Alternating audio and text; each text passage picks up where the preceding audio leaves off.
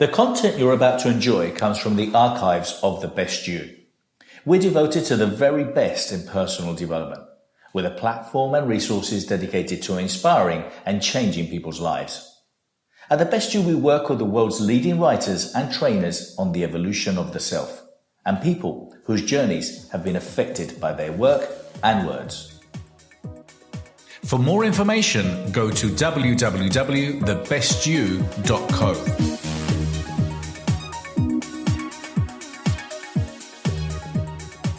James Arthur Ray. James is a motivational speaker. He's the author of The Harmonic World, The Secret of Attracting the Life You Want, which was a New York Times bestseller.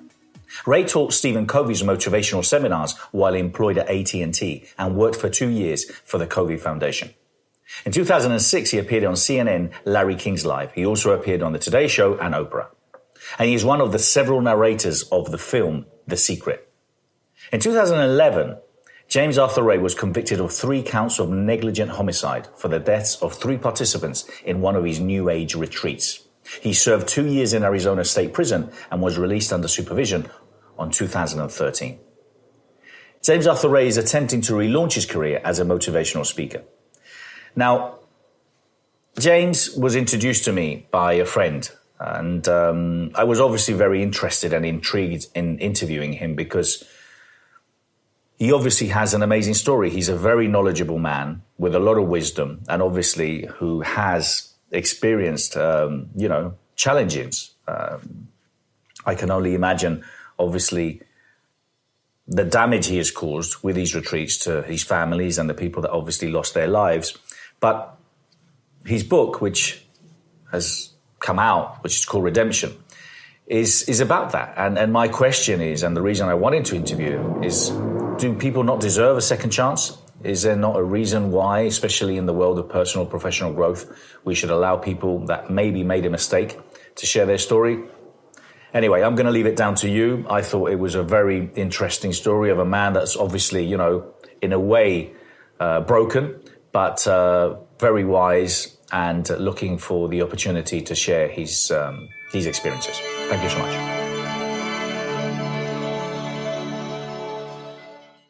Hi, I'm Bernardo. Welcome to Inspiring People. Today, I'm in LA and I've got the great pleasure of interviewing James Arthur Ray, who is an entrepreneur and New York best-selling author.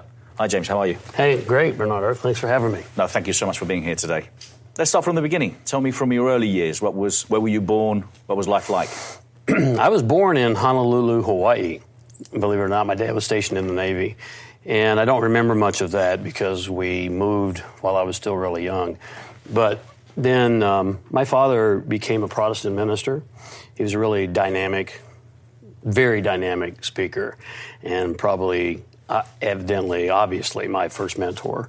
And he was somewhat overbearing as well. So I grew up a very insecure, introverted. I'm still an introvert, but I was introverted and insecure, and he was this larger-than-life hero to me, and I really felt kind of like a zero. And so that drove me to really begin to study. So did you enjoy school? No. No? No, I didn't do very well in school. No. I've always wanted to contribute. I've always wanted to do something meaningful. I got my first job when I was 6 years old, believe it or not, selling grit newspaper on the corner on weekends, which I think the term grit is interesting because I've had to develop a lot of it. Yeah. But no, not so great in school, average. Was there any subjects in particular you liked, or any teachers that inspired you, helped you? There were subjects that I liked. I was horrible at math. I think our school systems have failed us, realistically, because what they tend to do, is to tell us if we're not good at math, study more math, work harder on math. I would say, no, that's wrong. Play your A game. Use your unique gifts and genius. In mine, what I really excelled at and was attracted to were things like philosophy, literature. I've always been an avid reader. I was in my college counselor's office for a good hour attempting to negotiate, hey, I'll take 2 literature classes if you let me out of algebra. And, of course, the school system wouldn't allow that. And so from those early years, who would you say that inspired you? Was it your father? Primarily Dad, until I got into business. You know, he had a very much of a control over me. He groomed me to go into the ministry, and when I got at a certain age, I was like, that's not what I really want to do. So I got into business. I worked with AT&T for a lot of years. Was that your first real job? It was. Yeah. It was. I got into sales at AT&T, and I did really well there, and they promoted me on my second-year anniversary to a sales trainer, and that's where I met my first real business mentor. His name was Ron. He was my boss, and he had a huge impact on me because my leadership style, all I had seen growing up was do as I say, kind of the command and control, positional power type of leadership. And that doesn't work real well, particularly with millennials nowadays, right? So I started to get exposed to a whole new style of leadership and a whole new style of approach. And from what I gather in those early years, Steve R. Covey was a big influence in 7 Habits. Yeah, when I got to AT&T School of Business, which was several jobs, several iterations later, they moved me all over the country. I was very mobile, had a lot of different management positions, and ended up at AT&T School of Business. And my job there was to coach and to consult with C-suite executives. The Covey Leadership Institute brought in the 7 Habits, and we private labeled that within side of AT&T School of Business, and I was in charge of delivering that material. Made a huge impact on me because I was involved in business, and yet in my off hours at night I was studying psychology and behavioral sciences, which is what I studied in school eventually, and mysticism even, all these things that drove me to believe that if I could find the answers, I could make my own life better. And how was that journey from being involved in business and working for AT&T and then decided, was there a turning point? Was there something that moved you on a different route? Yeah, there was a big turning point. Back, if you remember, AT&T went through this huge divestiture, separated from the Bell system, and started to downsize, every year thereafter. And so they came out with a program where they said, hey, you can take a 3-year leave of absence, 5-year leave of absence, and we'll pay for your additional schooling if you want, we'll give you insurance, and you can come back after 5 years. They were just attempting to cut payroll. So I thought, here's a great opportunity for me to get my feet wet in the entrepreneurial arena. And so that was the catalyst. I ended up not taking that program for a variety of reasons. I ended up just quitting. But that really, in 92, I left off and started my own business. And what was that like for you? Tough. Yeah. A lot of people romanticize entrepreneurial pursuits, and what they don't realize, I'll give you a quick example. My brother, when he was still at AT&T, I got him a job there, and he was still there after I left. And he'd call me sometimes at 11 a.m. in the morning. And he'd say, what are you doing? I'm going to the gym. He'd go, man, you got the easiest life. You're rolling into the gym at 11. Well, what he didn't realize is I'd been up since 4, working, and I'd be up till, 10, still working. And that's what I think happens to a lot of people. They romanticize it. And so that's why I'm really passionate, Bernardo, about finding your purpose, finding your gifts and genius, finding what you love and going after that, because, success is hard. Entrepreneurship is hard. Very hard. And you have a lot of lonely moments that people don't actually realize that. And no one can understand it unless they're in the same boat with you. And you need a support group. I mean, the thing is, as an entrepreneur, a lot of times people don't actually realize that, having that support, someone that you can share ideas with, is so important. It's vital. In fact, there's a lot of research out of Harvard by Christakis and Fowler that basically say your community that you're a part of influences not only your income, but your impact in the world. And it's 3 layers deep. So it's if you and I are friends, then it's your friends also influence me, and their friends, your friends' friends also influence me. It's quite interesting. It's called Connections, I think, the book. Very interesting research, very well done. So how many years were you in the business of, helping others, entrepreneurs? I started when I first left in 92, I was doing strictly business consulting because that's what I knew at AT&T. And I didn't get into the public personal performance arena until about 98. I had my first live event. So I've been in it since 92. So how many years is that? I told you I'm terrible at math. It's a few. It's a few. Yeah, a couple decades. But you had that that urge of kind of working with business consultants to then thinking, I like kind of what's out there as far as inspiring others and the masses. So how did that happen? When was that? What was that turning point or that moment that you decided, you know what, I want to reach more people in a different way? You know, it's interesting, Bernardo, because it happened incrementally. What I found in my business consulting, where I would do workshops on team performance or communication skills or time management, is that most of the people in the room were told to be there. They didn't want to be there, and they had no skin in the game. Yeah. So it was kind of frustrating because I am given the best that I have, and most of them didn't want to be there. So I thought, okay, there's got to be more than this. So I first moved into keynote speaking, and that was a rush. If you know about the research on the flow state, you know, talk about flow, where something's happening through you versus just from you. You know, instead of being in front of 25 people, 50 people in a workshop, you might be in front of 5,000 people.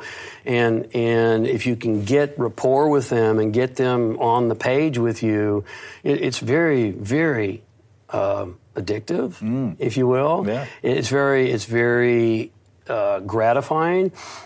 And so that kind of went its course. And then I started thinking, you know, a keynote is 90 minutes maybe, and I've got more to share than that. And how much real transformation? There's a big difference between inspiration and transformation. There's a big difference between study and change. You know, transformation and change take work, right? So we can get inspired or motivated, but that doesn't necessarily mean we're going to follow through, and most don't. And so I've got to give them more. I started thinking, I've got to give them more than just 90 minutes, and I have more to give. So that's where I started then doing anywhere from a 2-day to a 5-day event where I could have more of an immersion and really roll up sleeves and give more depth and detail.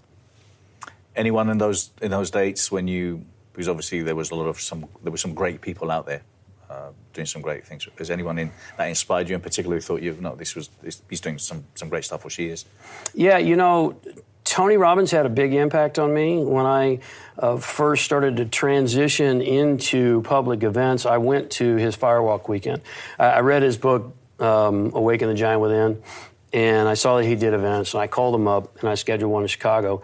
And I went, and, you know, Tony's masterful at what he does. He was doing what I intuitively is the better word, intuitively was doing in my corporate workshops. What I know, and you probably do as well, is that when you can get people emotionally involved, then the intellect opens up. And so Tony had all these lights and videos and music and dancing, and I was like, wow, you know. And so that really had a big impact on me because I thought I could level up. You know, I was playing music and doing back rubs and getting people emotionally involved in intellectual topics in my workshops, but I could level it up. And as I started to move into the public arena then to do events, that was a real good role model for me. If you're interested in working with me, contributing to the magazine, maybe speaking at any of our many events around the world, partnering or licensing The Best You, go to www.thebestyou.co. And then fast forward, I don't know how many years, you tell me, The Secret came along. How did that work out? We shot that in 2005. Yeah. And that was a labor of love. You know, none of us got paid for doing that, except in residual, you know. It was a labor of love. I was actually almost at a place of throwing in the towel, very frustrated and very disenchanted, and that's a whole other long story we don't have time for. But I shot that, and then in 2006 it hit, and it hit big. And up to that time, I had been living credit card to credit card, literally. I mean, there was a 10-year span, talking about entrepreneurship, 10-year span I didn't take a salary. And this is why you're saying you're disenchanted with obviously the whole, how hard you had to work. Yeah, I was just like, why is it so difficult? I know that what I'm sharing is valuable. Yeah. I know I'm using my gifts. I really believe that God or the universe or whatever you want to call it has a purpose for me, and I think I'm in alignment with that, so why is it so damn hard? And I was really frustrated. And then in 2006, it was like, wham. It opened up. And then there was Oprah, and then there was Larry King, and then there was the Today Show, and I mean, there was a long period of time there, as you're probably aware. I was on the Today Show once a month, and it just really catapulted my message to a much larger audience. It was interesting, though, because the law of attraction was about that much of what I did in total, but certainly that was a doorway that I'm grateful for. Yeah, it's amazing how the impact that book has had on so many people. And still, either in the industry or people that have actually read it or come across it and the film. And yeah, it's a great book, a fantastic product. But it's greatly oversimplified. Exactly. That's what I was going to say. In my humble opinion. I agree. Yeah. I mean, there's not massive depth into it. I mean, everyone that's involved is amazing, I think, in particular. But you start running events, big events, after everything that starts happening, thanks to, in part, to The Secret. And a large part to that. And I know, because, when we talk about the documentary in a while, but one of the things that you were saying is that you had to work very hard to run all sorts of different seminars and events, just kind of break even, because it's a very complex, difficult industry. I mean, people see it being simple, but from idea to actually conceiving this product or project or event, there's a lot of work, a lot of process. To tell me about that. You know about that. Right? I mean, some of my events cost $250,000 to produce. Yeah. And that's just production costs. That's not salaries, it's not marketing, it's not even, just production costs. And so to say the least, it's a very, very difficult business. I spent over 250 days a year on the road. I was in a minimum of 3-4 cities or states every single week of my life, doing 2-hour intro events for free, and then offering people the opportunity to come to my Harmonic Wealth weekend, which was my New York Times bestseller, 2-day event. That was a loss leader, too, right? We didn't make any money on that one. We only made money on the subsequent events after the 2-day event. And we eventually, I owe a lot of gratitude to AT&T School of Business, because I learned what a lot of people in this industry never get an opportunity to learn, because I had the background from AT&T and the business background. But one of the things is we learned how to look at the residual net value of a client and how much we could invest to get one, because over time we knew that they would make this much money for the company because they would go to this many more events. But it was a grind. It was a grind. And I was working very hard to shift it, to clone myself, to train other people, to train the material, which was a big letting go, which is hard to do, because no one's going to do it exactly like me. And that's okay, So I just didn't get there because of the tremendous and terrible accident I was involved in 2009. I mean, we were working to get me there, get the company there, and get me off the road a little bit to do some other things. So share about 2009. So it was one of your events, and tell us. I had a 5-day event in Sedona, Arizona. It was called Spiritual Warrior, and it was all about, what psychology tells us, Bernardo, is that the years between 0 and 13, birth and 13, are formative years. And that's where our core level values, beliefs, assumptions, perceptions of the world are conditioned into us. And according to Dr. Morris Massey's work, after 13, it kind of locks in and very rarely changes for the balance of our lives. So what that means is that you and I are interacting with people every single day who are, appear to be 20, 30, 40, 50, 60, whatever, but they're literally 13 years old inside, which is kind of scary when you think about it. So this 5-day event was all about going a deep dive back into those life experiences that we tend to keep suppressed and bringing them up into the light of consciousness, awareness, and dealing with them and finding the gift. Because there is a gift. We tend to frame things as either good or bad, right or wrong, but the reality is it's both. And we just look at it from one-sided perspective. And so I spent 5 days with these individuals, and at the end of that very intense 5 days, we had a little experiential event called a sweat lodge.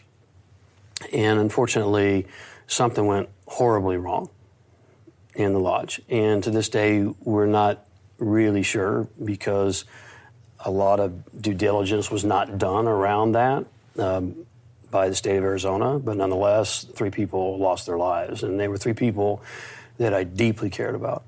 Deeply.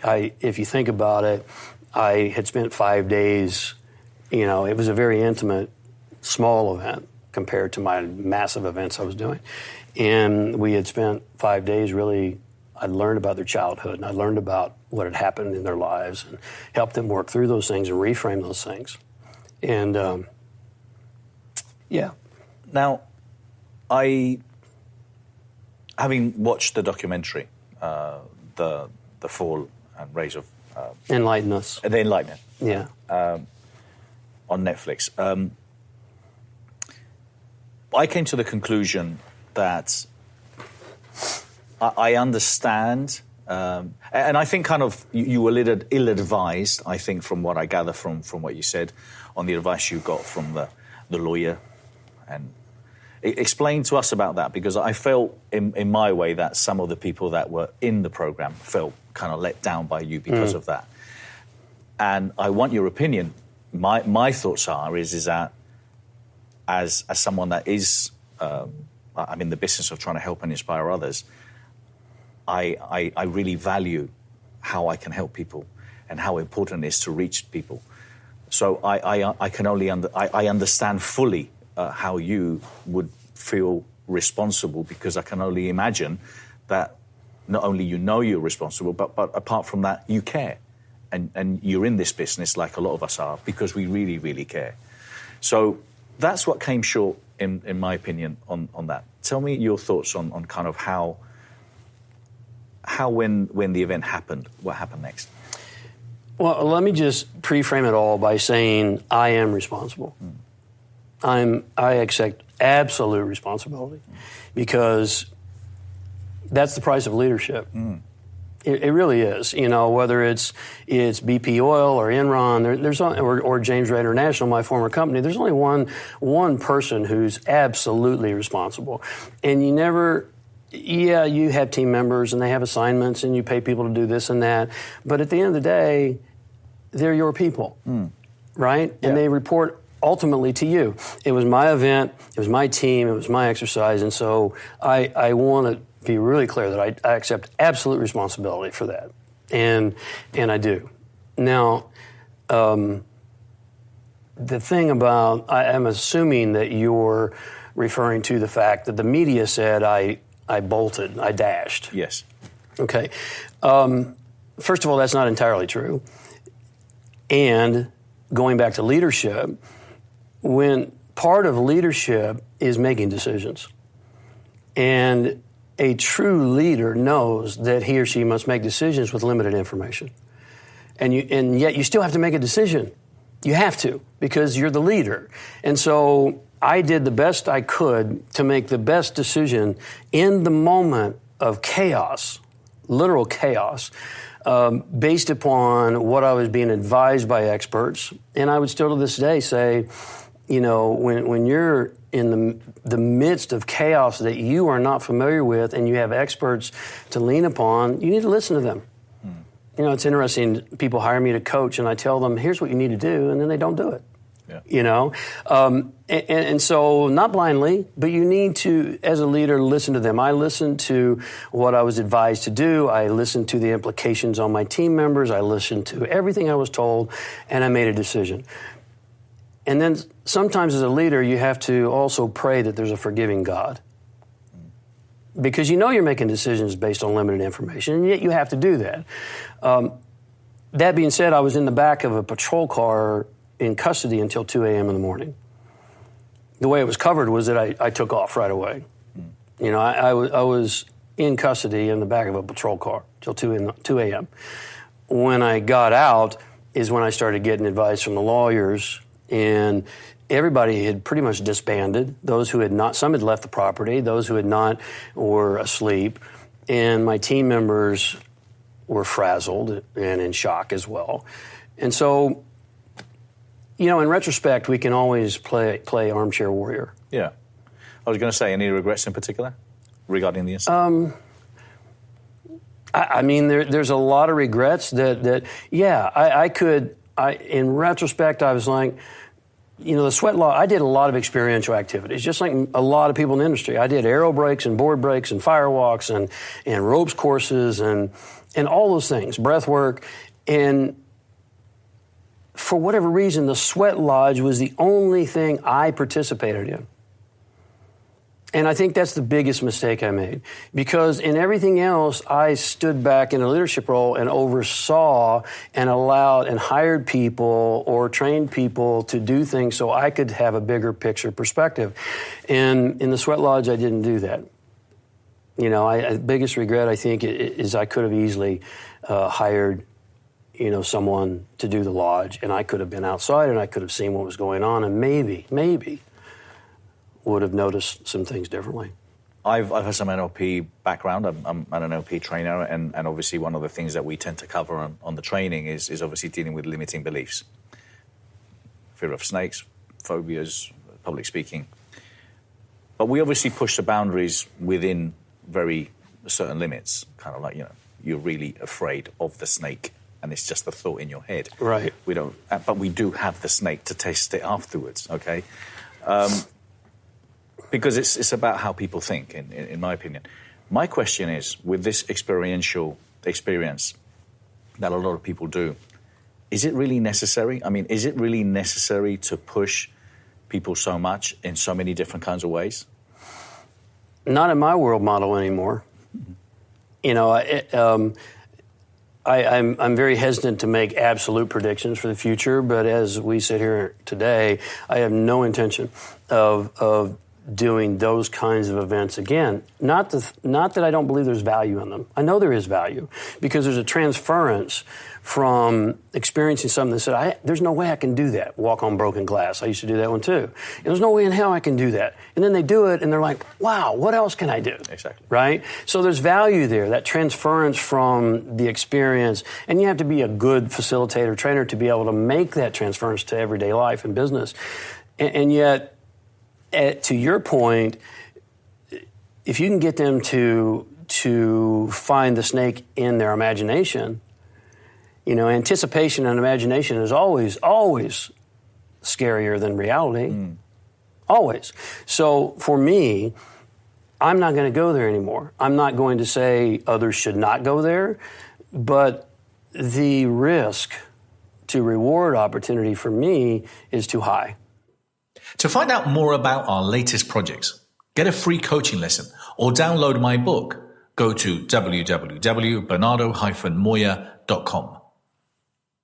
I agree. I completely agree. And I think some of it has just gone completely out of hand. I mean, we were talking about the industry as such, but and we'll share a bit more about that, but I think a lot of it is just completely out of hand.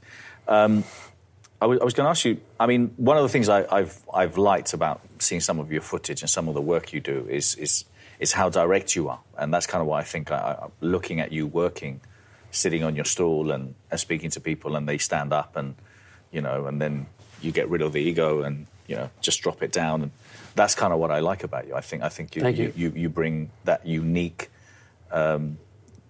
approach and genuine approach. Do you believe in second chances? I have to.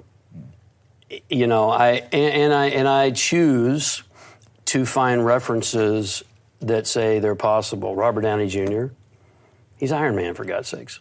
And he screwed up, right? Martha Stewart, I mean, there's Tim Allen, George Foreman, The Rock, yeah. You know, Dwayne Johnson. I mean, there's a lot of people who have fallen. And here's what I believe now. And I think this is so powerful and profound for today's world, because more and more people are facing great challenges. And if it doesn't challenge you, it's not going to change you. And I know from my own life experience that those who fall and get back up are stronger and wiser than those who never fell.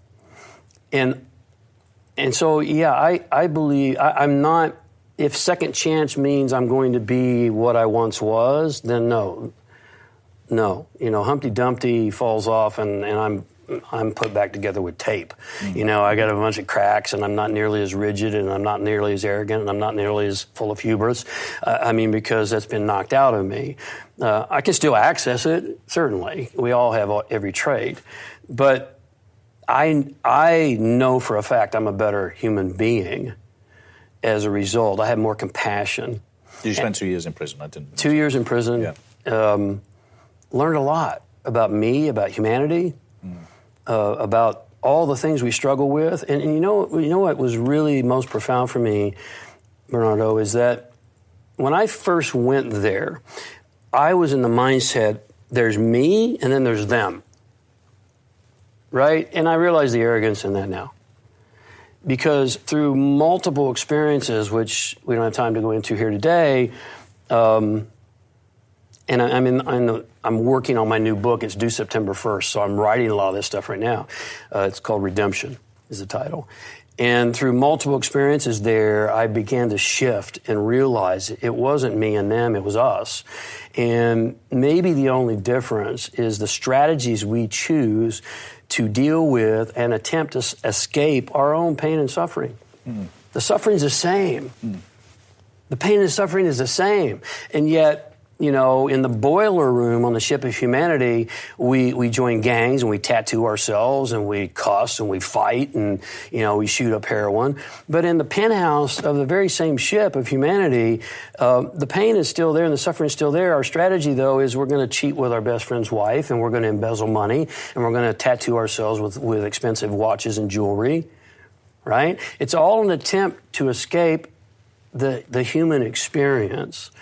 And what I found was extremely profound for me was to accept it. And I had to, because I sat in a cell in my own shit.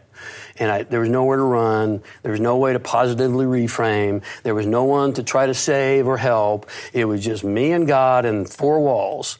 And it was painful, and yet it was literally a purification through pain. How many friends disappeared when the whole so-called friends? How many of them? Well, in the industry, all but two. All but two, okay. All but two. I got excommunicated instantaneously. Yep. Take our names off your website, and that hurt. But what even hurt more was some went into the media and got 15 minutes worth of coverage to deride. Yeah. But Rhonda Byrne and Bob Proctor, I'll say those two names. They were there. They were friends. They went to bat for me, and they stayed with me. And for that, I owe a tremendous debt of gratitude. You learn who your real friends are when things go sideways. Absolutely. And the thing is that talking about the personal development industry as such, I think we spoke about it when we met the first time, is about there's a lot of selfish development going on, which is about them, the individuals obviously trying to benefit as much as they can. And I'm a great believer that, kind of people that are in this business, in the industry, we hold the flag of change because, educators and politicians aren't going to make this change. So they have to, or they should be, congruent. And at the end of the day, one of the first things that I would say, if I would have known you, is that at the end of the day, why not? Why would James not deserve a second chance? And I think anyone and everyone watching this from home would want to know or believe that they could have a second chance and someone will give them that second chance. Right. So I definitely think you deserve it anyway. That's my opinion. Well, I really appreciate that. It means a lot to me. And I believe, and time will tell, but I believe we're in a period of great transition in our world, not just in the personal development industry, but in business and economics and technology. And it's very exciting, or it can be scary as hell. Depends on how you tend to view it. But one of the things that I believe is absolutely necessary is the emotional strength and resilience to reinvent yourself. Because let's just face it, I mentioned earlier, I believe the school systems have failed us. By the time we study in depth anything and we go to actually do, it's almost obsolete. Yeah. By the time we go to do, it's almost obsolete. And so now you take what's happening in the marketplace, and we'll use cab drivers, for instance, and Uber. Uber came in and smashed the market for cabbies, right? But Uber's going to get smashed too, because now we have driverless cars. And so pretty soon an entire industry is going to go the way of plastic or wax records, which are now just curios, right? And so what that means is we can hide our head in the sand and say, oh, not me, not me. But we have to learn how to reinvent ourselves. And, coming out of prison, $20 million in debt, which is worse than zero, right? Zero looks pretty good at 20 million, negative 20 million. Zero looks pretty good, right? Yeah. It's worse than broke. And being 55 years old, who wants to reinvent themselves? That's not easy.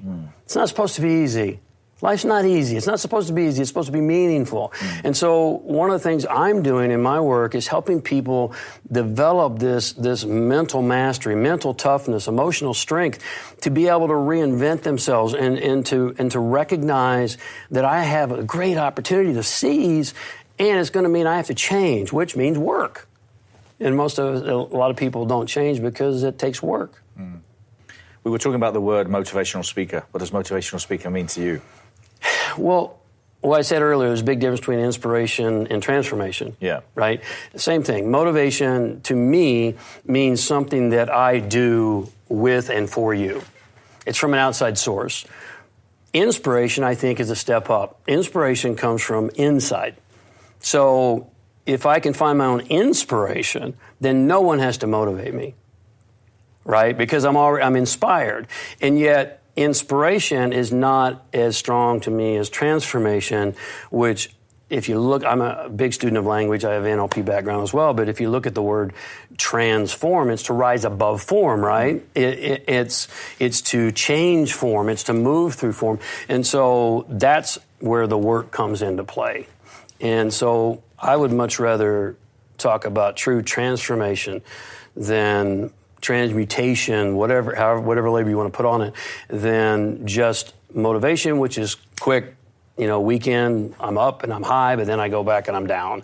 Or inspiration, which maybe I find my passion and purpose, but I'm not really willing to do the diligence and to do the work and to stay the course and to be resilient to make it happen, because it's going to take time. What would you say your best assets are? I think I'll tell you what I've been told, and I tend to agree with this, is that I'm able to take a myriad. I've studied quantum physics, for God's sakes, for over a decade, and I'm not a physicist. I can't do the math portion. I already told you I suck at math, But the philosophy and the psychology of physics, I just knew there was something there that was valuable in the third dimensional reality, and so I believe I have a gift to take all these different myriad of studies from quantum physics to, I've studied a lot of esoteric traditions, the Kabbalah and the shamanistic traditions and the mystery schools out of Egypt, and to bring all these things and to find a common thread, and then to simplify it. I don't know if you recall, but Fortune magazine wrote a full feature article on me, and that's what they kind of said, is that he has the ability to synthesize all these different things about life and business and money and relationships and make them simple and deliver them where an average guy like me and you can really understand and apply. So from an entrepreneurial point of view, someone that's either lost their job or just left uni now and trying to find the path, and what do you think the best assets people should have, or what do people need with limited funds in order to succeed in life and in business? Well, I think the first thing we have to do is redefine what success means, right? Yeah. Wealth, riches are not what you have. They're what you're left with when all you have is gone. Yep. Right? That's true wealth. And so success, in my opinion, is living a fulfilling life. And again, we've been conditioned. I said the world's changing. I believe every industry is changing. I believe personal development has to change. Performance has to change because it's been all about the having and the gaining and the acquisition. And that's okay. It's a part of it. But what we all want deep down inside is purpose. We're a purpose-seeking device. You know, I've been really blessed to work with over 1 million people in 143 different countries around the world. And the single most common question asked of me, bar none, is what's my purpose? How do I find my purpose? What's the meaning of life? Why am I here? Some derivation thereof. And so I think the first step, long answer to your question, is that we have to redefine what success means. And it's not in the traditional Western viewpoint that has brought us to here. Let's be grateful for what has brought us to here, but the success of yesterday is not going to guarantee the success of tomorrow. So finding the true purpose is obviously... Finding, you know, I call it your unique genius.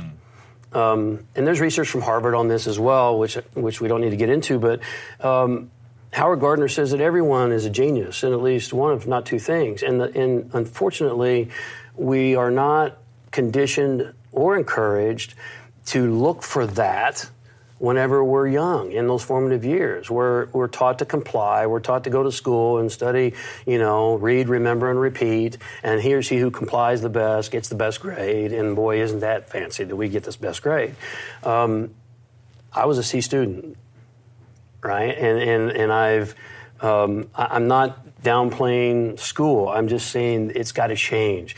The personal performance arena has to change. And we have to be about, why am I here? What are my gifts? What are my genius? I call that beginning at the beginning. Go all the way back to your earliest memory that you can find and ask yourself, what have I always been attracted to? What has always moved me emotionally? What have I been gifted at just kind of naturally?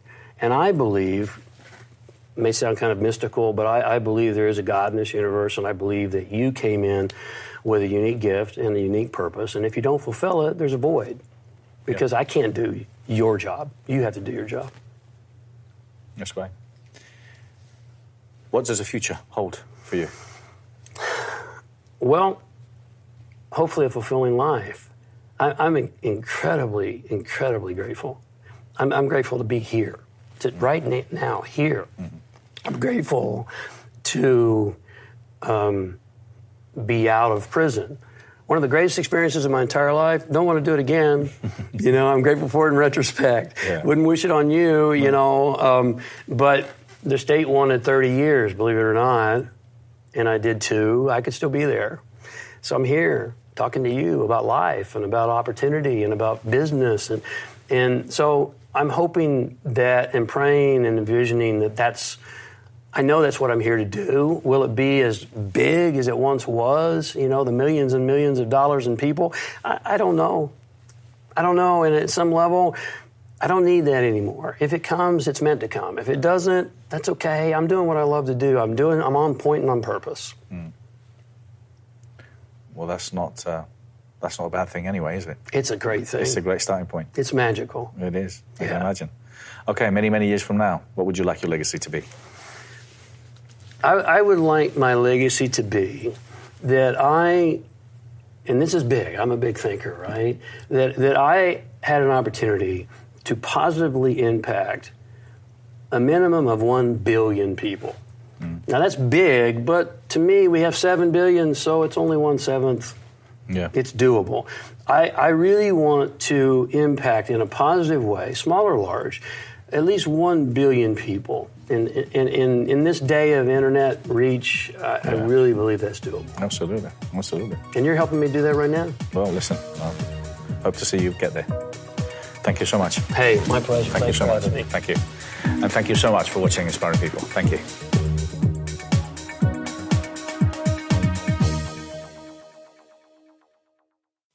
For more information, go to www.thebestyou.co.